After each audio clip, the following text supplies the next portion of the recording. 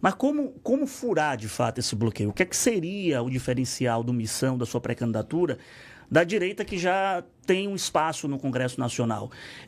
Qual é o ponto de corte? Porque há muito, quando eu acompanho as discussões sobre o Missão, sobre o MBL, há uma acusação de que o MBL ajudou a eleger Bolsonaro em 2018, poderia estar funcionando agora no processo eleitoral desse ano como se fosse um satélite para desviar a atenção do bolsonarismo.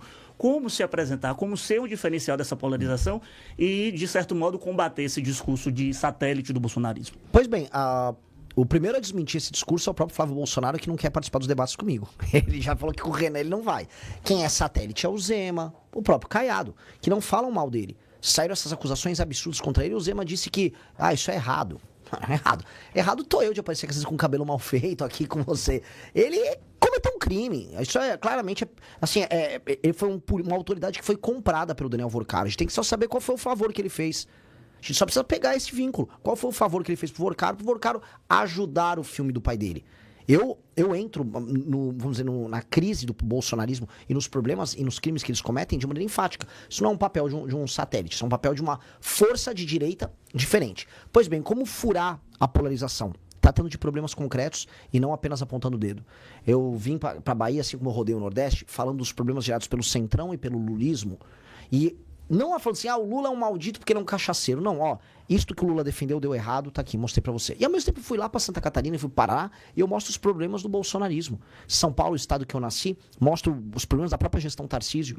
Ao fazer isso e apresentar soluções, eu não escolho o lado que eu quero me afiliar. Não, eu mostro que eu sou uma pessoa capaz de ser um líder de um país que pode ser um só. E aí, como a gente percebe o funcionamento disso? Onde eu sou mais conhecido, eu ultrapasso tanto Lula quanto Flávio Bolsonaro. Na Atlas eu estou em primeiro do público de 16 a 24 anos e pegando eleitor de ambos, que é a coisa mais sensacional. Lá no Maranhão eu tirei eleitor do Lula, basicamente. Aqui na Bahia eu vou tirar eleitores do Lula, alguma coisa do Flávio. Então isto é um sintoma de uma pré-candidatura que quebra a polarização, porque a polarização só existe se você ficar buscando eleitor de um lado. Eu pego de todos os lados. Fala, meus queridos, aqui quem fala é o Alan do canal Inevitável Cortes, e no meu segundo mês postando cortes aqui no YouTube de figuras do Partido Missão e do MBL, eu faturei cerca de 25 mil reais ou um pouquinho mais de 4 mil dólares. E se você tem interesse em estar criando seu próprio canal de cortes, eu preparei um treinamento 100% focado, mostrando o passo a passo para você estar conseguindo fazer seus cortes de figuras do Partido Missão e do MBL. Para acessar o treinamento é só clicar no primeiro link da descrição ou ler o QR Code que está aparecendo aqui no meio da tela agora. E se você gostou desse vídeo, não se esqueça de deixar o like e se inscrever no canal. Te vejo no próximo vídeo. Renan, e sobre as suas prioridades para o Congresso, a formação de bancada? A gente sabe que hoje a gente tem um regime quase semi-presidencialista na prática, em que o Parlamento e que a Câmara tem muita força, o Congresso tem muita força. Como seria essa construção do Missão nos estados para fazer bancadas de deputados federais e a sua relação com o Congresso, como é que seria? Nós precisamos aumentar o poder do Poder Executivo. Quem está nos ouvindo tem que entender assim. A sua descrição é perfeita, porque é um regime que não é presidencialista. A gente vota para presidente, mas quem manda é o parlamento.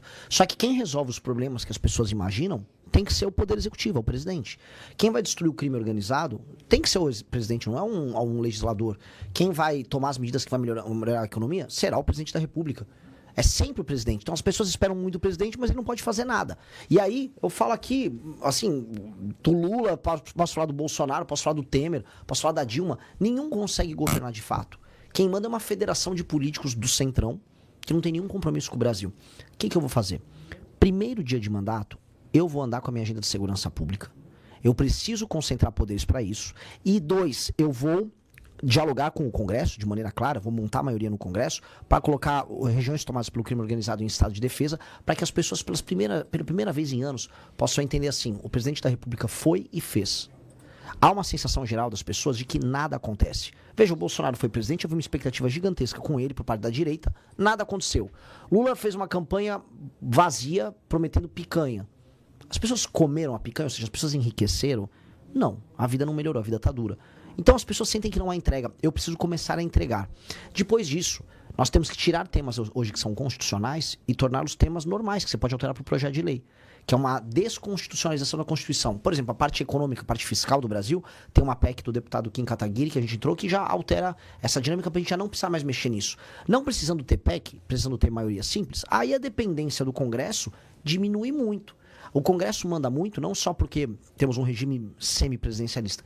Ele manda muito porque, em última instância, como tudo está na Constituição, tudo você precisa, vamos dizer, de praticamente 2/3 para passar. Aí o Congresso fica muito poderoso. O presidente não manda nada. Então, ao desconstitucionalizar alguns temas, e eu pretendo fazer isso ao longo do mandato, eu vou permitir que não só eu como presidente, mas outros presidentes que venham depois tenham capacidade de mando. E aí as coisas acontecem.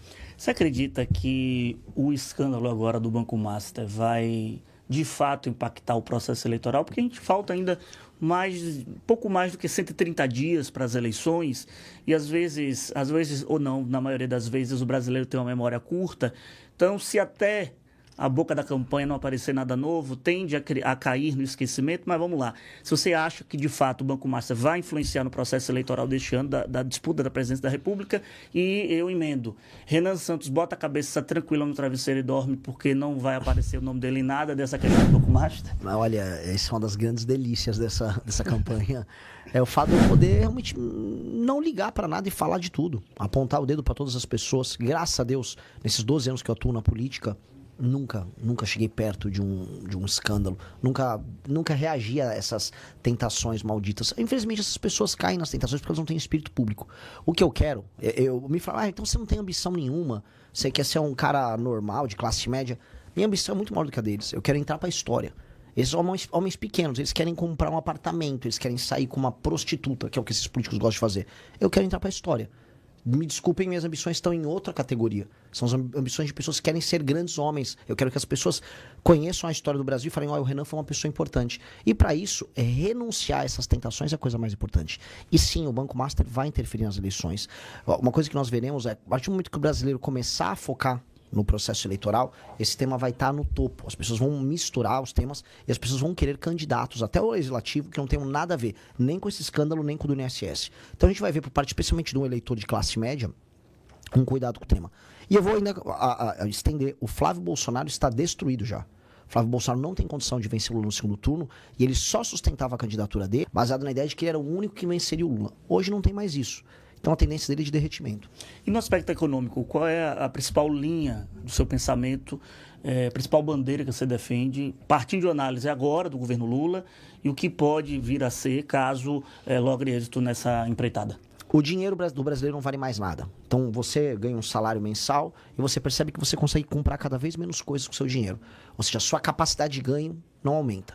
Então, o que nós precisamos fazer? Nós precisamos fazer com que os juros abaixem para o seu dinheiro valer mais e que o governo cobre menos impostos de você.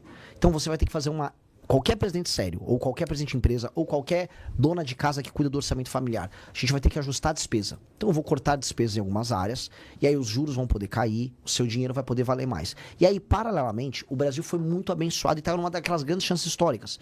O mundo só se fala em terras raras. O Brasil tem 20% das reservas de terras raras e a gente tem uma oportunidade de trazer investimento americano. A Bahia tem uma parcela nessas terras raras aí importante. Importante. Bahia, Ceará, Minas Gerais, Mato Grosso, um pedaço da Amazônia, tem terras raras e dá para você agora trazer. Veja só a beleza que seria. Trazer não só mineração, mas o processamento delas. Isso aí é muito dinheiro. O principal avião de guerra do mundo hoje é o F-35, que é uma nave americana que basicamente faz tudo no ar, né? É a base do sistema de defesa e ataque americano. Vai 0,5 tonelada de terras raras naquele avião. Cada avião. E isso hoje é tudo tirado da China. Os Estados Unidos vão ter que comer na nossa mão se a gente souber trabalhar direitinho. Então, fazer reformas de competitividade, diminuir os gastos do Brasil e aí trazer esses investimentos, isso vai mudar a vida das pessoas demais. E aqui pro Nordeste tem notícia boa também. Aqui tem muita energia renovável. Muita. A gente aqui tem muito sol e aqui tem muito vento. No Ceará nós temos urânio. Nós temos que trazer desde energia nuclear até fomentar energia eólica, energia solar, de modo a gente poder trazer data centers para cá. Trazer um monte de data centers, igual aconteceu agora no Ceará. É trazer data center com energia abundante, com água abundante. Nós vamos poder ter uma indústria de tecnologia girando aqui nos estados. Porque o mundo, aqui, não vou me estender, mas isso aqui é bem importante. A economia do mundo nos próximos 50, 60 anos vai se basear em produtos industriais de altíssima tecnologia que utilizam as tais terras raras e, do outro lado, inteligência artificial. O Brasil tem a energia para você fazer os data centers, para ter a inteligência artificial para o resto do mundo, e o Brasil tem as terras raras para os superprodutos. Ou seja, se nós tivermos um presidente sério, nós vamos crescer muito nesse século. A Glória está participando aqui pelo nosso WhatsApp. Também tem a participação aqui do Heron, parabenizando a sua postura, principalmente no programa Canal Livre aqui da Band. Tem a participação aqui, mandar um abraço para Erval, motorista por aplicativo. Agora a Glória pergunta o seguinte: Vitor, boa tarde. Pergunta para o Renan o que é que ele acha do Flávio Bolsonaro embarcando hoje para os Estados Unidos. Eu acho muito triste que quando ele não tem mais, vamos dizer, coragem de enfrentar os problemas aqui no Brasil, ele precise puxar o saco do Trump para obter validação. O Trump taxou o Brasil.